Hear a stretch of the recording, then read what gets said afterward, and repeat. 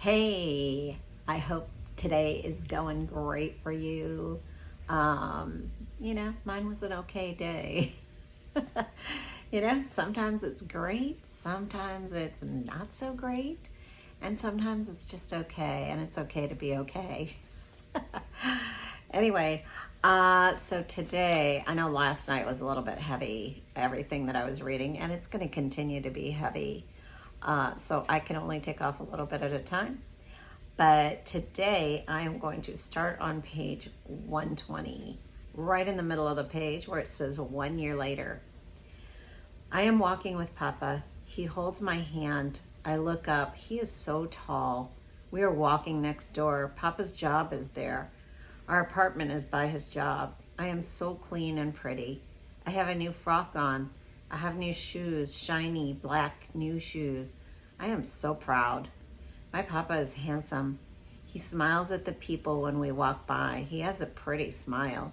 He smiles bigger at the ladies, especially the rich neighbor lady that he knows. She is pretty. She wears a sheer purple sari. She smiles a lot. She is nice to me.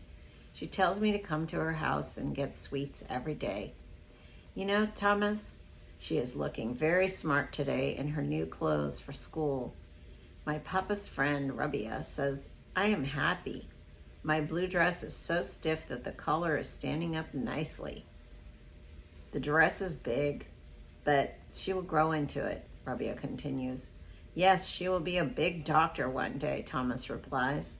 They both laugh and look at each other. This girl will one day bring lots of money and lots of luck to you. She is so pretty and so smart, Rabia comments. You are lucky to have such a handsome and kind father, she says to me. I nod in agreement. They talk about me going to school. You are getting so big, it is time to start going to school, says Rabia. I smile at her. You have a beautiful smile, just like your Papa, she says. They look at each other, grinning. You can call me Auntie, she says. Okay, Auntie, I say politely. She really likes me, and she really likes Papa. You come upstairs to my house today and get some sweets, okay? She continues. I look at Papa. Okay, Papa says and looks at me with a head nod. We must go. We will come to your house later, Papa says. Bye-bye, Auntie. Bye-bye. We leave hand in hand, walking down the sidewalk. My Papa is friendly to everyone he sees. He says hello to strangers. People like my Papa. Yeah, it was an interesting life living there and being in Calcutta. Now, I went back and I saw where I lived, so I could get a real context as to my memories and the reality of what it really looked like. And it was just so interesting because this place was actually not as bad as far as the area, but it was literally right next door to the tobacco plant. And what I pieced together from letters and things like that is somehow my father knew Rabia, and I don't know how, but she called him to come to Calcutta.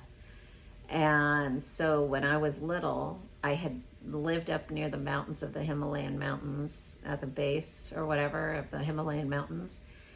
And I guess he got called to come there and live and work in Calcutta. So my mom, my dad, and I left where we were up in the mountains and went to Calcutta to live. And I'm not sure if she set all this up for him to live right below her or what it was. And I'm, as far as I know, she set up the job for him at the tobacco plant. And, even as a child, I had funny feelings about their relationship, but I didn't even understand it. I just remember having funny feelings about it and not really knowing why. And she was very focused on his looks. And even the letters that I went through after, through my adoption and everything, everybody was so focused on my father's looks, that he was so handsome and he was so charismatic and he had this big smile and he was so good with all the international people that used to come there to the tobacco plant. But it's amazing what people can hide, I mean, the life I was living with him on the inside at our house was absolute hell. But on the outside, he was this amazing person. And so I really, in a way, was so confused. And you can see why at a young age, it is very confusing to have all these, not connected experiences. They're not the same. He can be a real jerk and an asshole in one way. And then on the other hand, he is the nicest person in the world to the outside world. And I loved being with him when we were in the outside world because everybody treated him so well. He was so well liked. He wasn't some scumbag that you would think he would be in the outside world. And I remember feeling a lot of love for my father and thinking he was amazing. So that's just how it is. When you're a child, you don't know what you don't know, And anyway, so that's really all I have to say about my reading tonight. It's going to get worse again. So I'm just warning you, it is going to be more graphic and a lot more of this yuck that we had yesterday. But I will get through it and I will read it again. I'll start again tomorrow. But I just hope that, you in your world have people around you that are truly, truly authentic in every part of their nature, and they actually can be real, and you don't have to feel like, they're one way here and another way there. And I think because of that childhood, I experienced relationships that were the same way. The guy that I read about that was, very physically abusive, he was the same way. Another person I was in a relationship with was the same way. So whatever I learned as a child, it's like I keep finding it in my life or found it in my life in the past. And it's just interesting to see what you learn and how you end up living in your life from what you learn at a small, as a small child. So anyway, that's all I have to say. And I hope that, you have those authentic people in your life that you can truly be you, and they are truly themselves around you, and that you can absolutely trust them to the end of the earth. And fortunately, at this point in my life, I have quite a few of those people around me.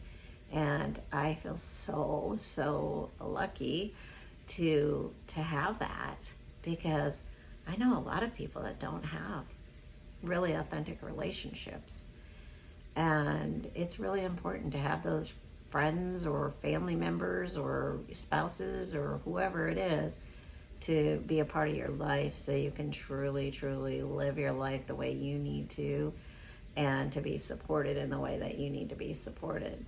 So anyway, that's all I have to say. Thank you so much. I appreciate you for listening and just getting me through these hard times that I'm talking about. It's not easy.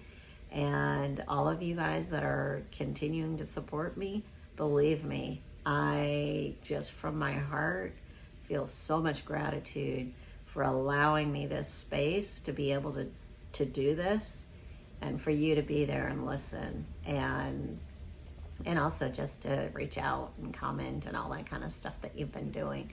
I really, truly appreciate it. Thank you.